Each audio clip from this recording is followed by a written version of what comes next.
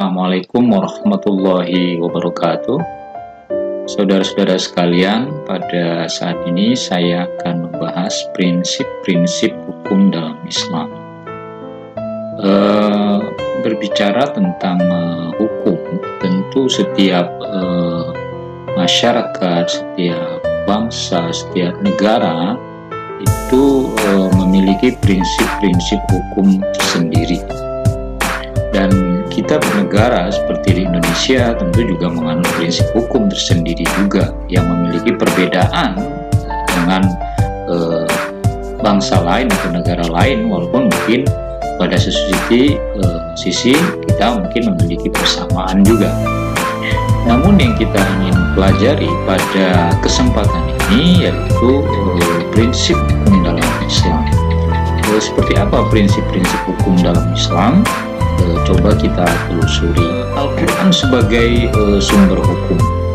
Jadi kalau berbicara tentang hukum dalam Islam itu menjadikan Al-Quran sebagai sumber hukum yang utama. Jadi sebagai sumber hukum dalam Islam, Al-Quran memiliki kedudukan yang sangat tinggi. Ia merupakan sumber utama dan pertama, sehingga semua persoalan dalam Islam itu akan merujuk dan berpedoman pada Al-Quran. Hal ini sesuai dengan firman Allah dalam surat An-Nisa surat keempat ayat 59, di mana artinya, wahai orang-orang yang beriman, taatilah Allah, taatilah Rasul-Nya, dan ulil amri, pemegang kekuasaan di antara kamu.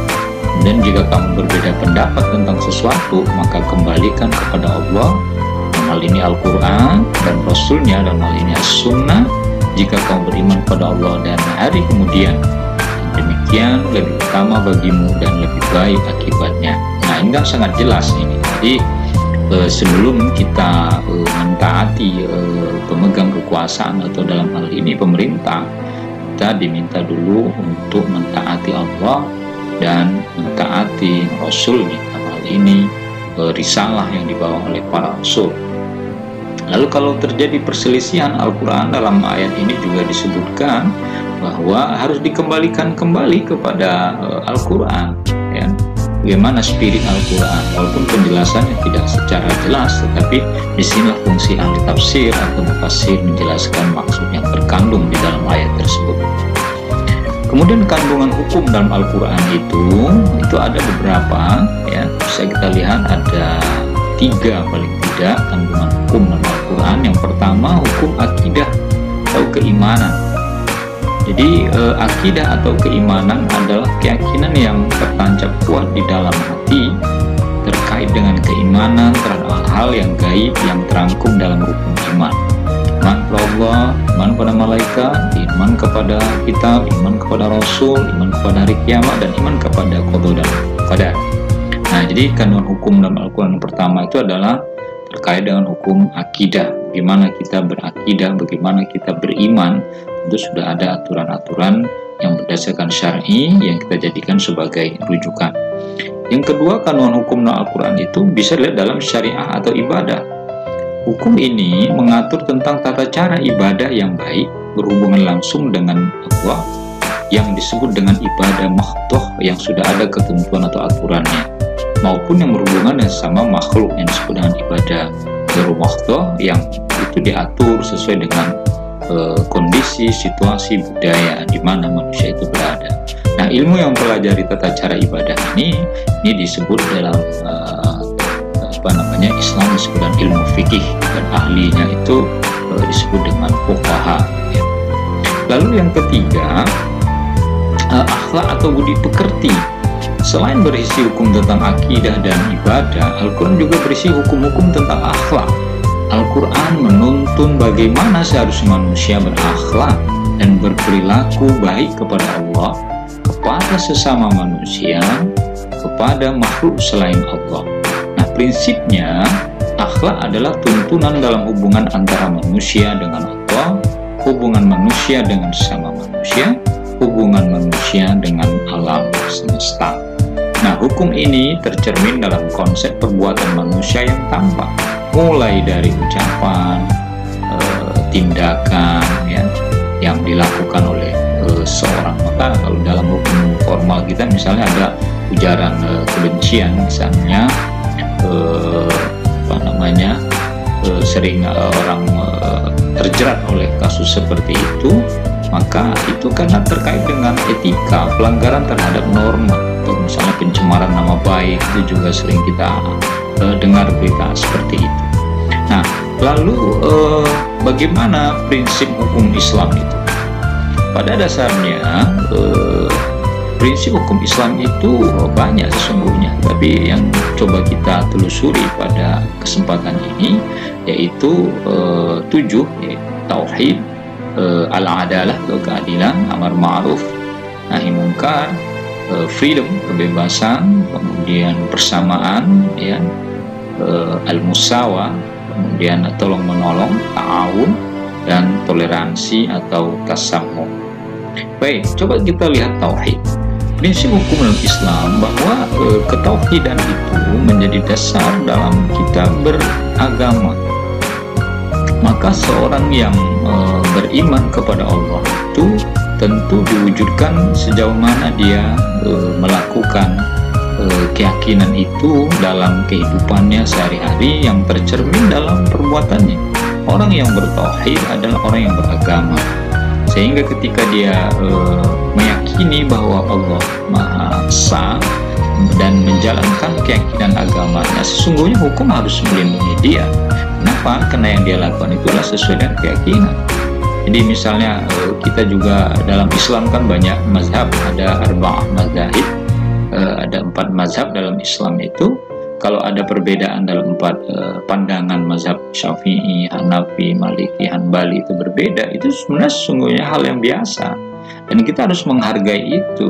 Ada hukum yang melindunginya, bahwa keyakinan mereka berbeda dengan kita, misalnya tata caranya berbeda berdasarkan tafsir mereka, dan mereka tidak sembarangan, kan ahli-ahli ilmu fikih, ilmu hadis, ilmu tafsir, dan mereka para ulama-ulama yang ada di 4 mazhab adalah ulama-ulama yang punya kompeten di bidangnya.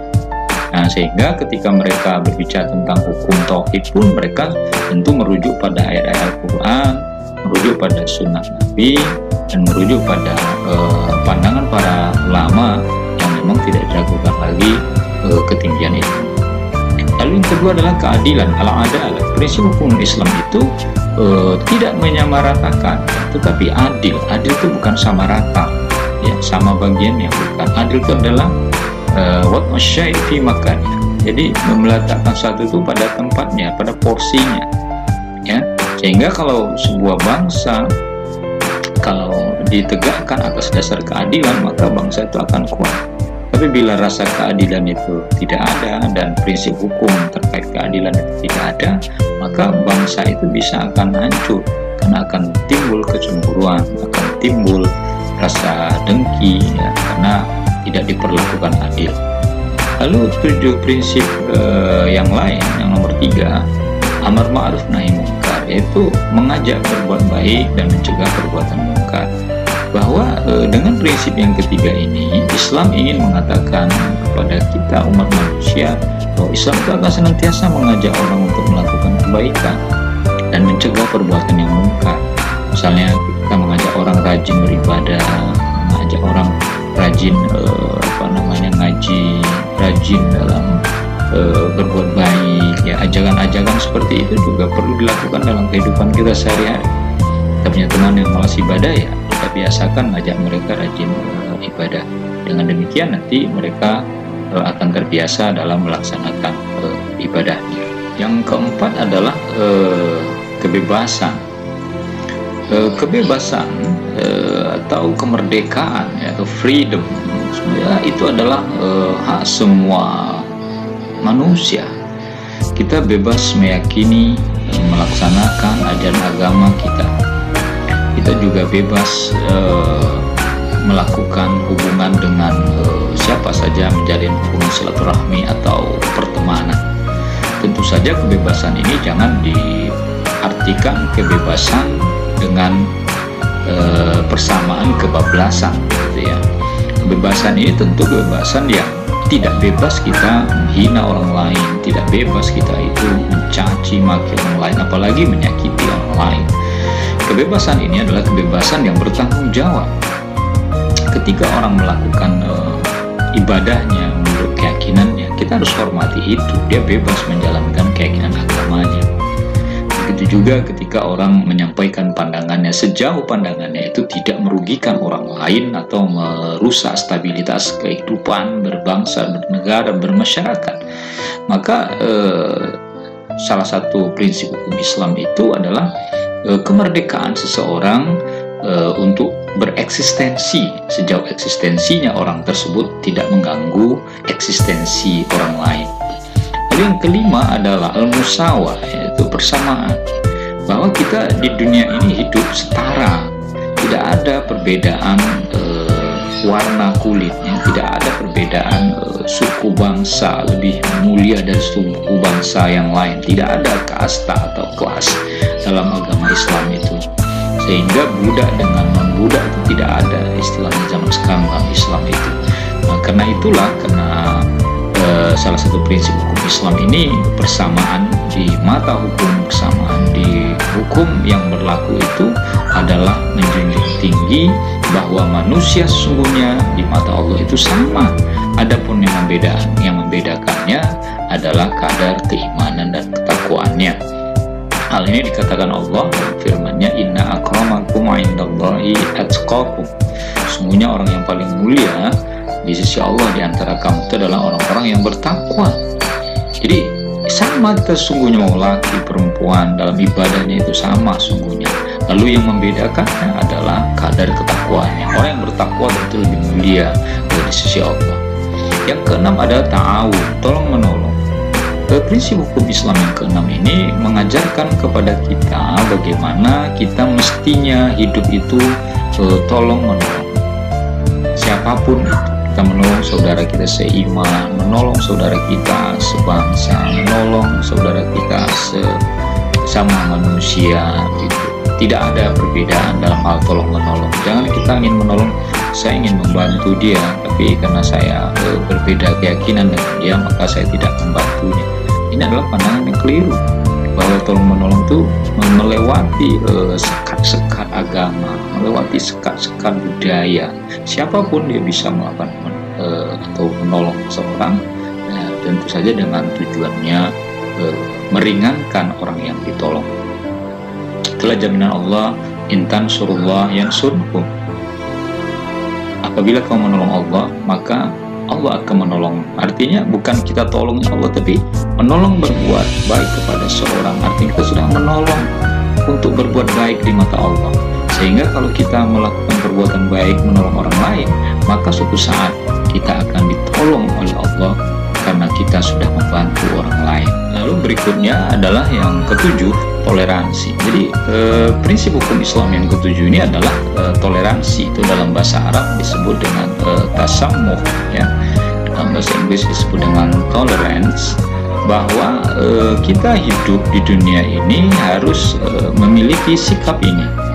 Toleransi itu pada dasarnya adalah tenggang rasa, ya. Kita menenggang bahwa ada orang yang berbeda dengan kita, lalu kita memaklumi atau memahami bahwa mereka berbeda dengan kita. Kalau kita menemukan orang yang dalam sikap kesehariannya berbeda, lalu kita dengan dia tidak sama, atau dalam cara ibadahnya berbeda dengan kita, nah kita harus menghormati perbedaan itu, ya. Jangan kita, wah ini beda dengan kita, musuh, ini nggak cocok dengan kita lawan. Tidak begitu. Kecuali perbedaan itu menimbulkan bahaya, misalnya ajarannya itu menyesatkan atau sesat, lalu membawa kerugian bagi orang lain. Nah, mungkin kita tidak tidak menerimanya, lalu kita berusaha mencegahnya dan tetap saja mengedepankan cara-cara yang baik, tidak harus dengan cara-cara kekerasan. Nah, toleransi ini khususnya dalam toleransi beragama, toleransi kita hidup bersosial masyarakat perlu kita junjung tinggi. Karena dengan menjaga sikap toleransi, kita kita akan bisa hidup damai, kita akan bisa hidup nyaman, dan kita bisa hidup tenang. Dan sikap toleransi ini tentu juga akan mendukung ya salah satu prinsip hukum Islam, bahwa perbedaan itu adalah kekayaan sesungguhnya. Perbedaan itu bukanlah permusuhan. Perbedaan itu justru khazanah bagi kita untuk melengkapi kekurangan atau ketidakkompletan yang kita miliki. Mungkin itu saja yang dapat saya sampaikan pada saudara semua. Semoga ada manfaatnya. Assalamualaikum warahmatullahi wabarakatuh.